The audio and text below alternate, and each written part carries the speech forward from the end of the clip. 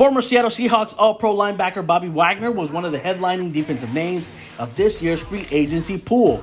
Wagner, who does not have an agent and represents himself, joined Rich Eisen to discuss his journey through free agency and eventually signing with the LA Rams. Of course, Wagner was one of the most sought-out names this free agency, and signing Wagner felt like a no-brainer for Dallas Cowboys owner and GM Jerry Jones, especially with Dan Quinn occupying the defensive coordinator role in Dallas. Quinn was Wagner's coordinator in Seattle for his first 3 years in the NFL. So if anyone would know how to implement Wagner and have him hit the ground running, it would be one of the architects of that Super Bowl winning Seattle Seahawks defense. Jerry really dropped the ball on this one.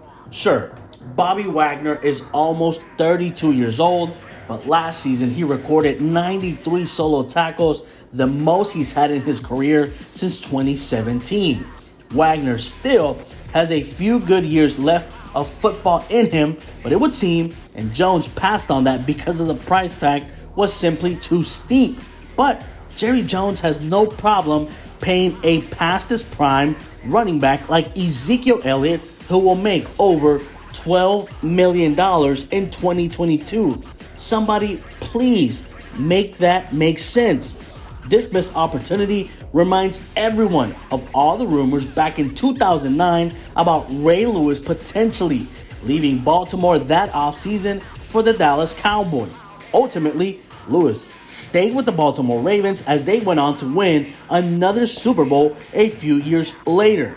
I'm not saying Wagner is Ray Lewis, but when that type of game changer is available, you've got to do whatever it takes to get the job done if there is mutual interest.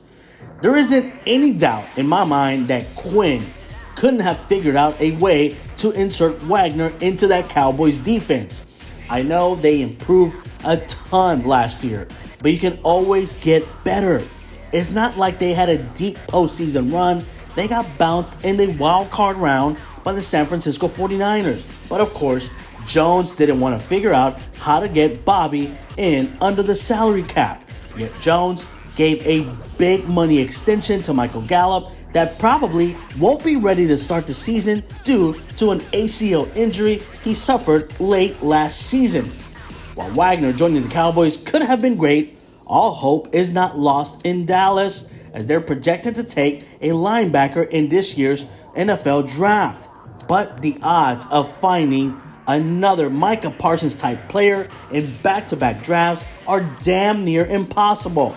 And finding a college player that will immediately bring what Wagner would have been is far less likely.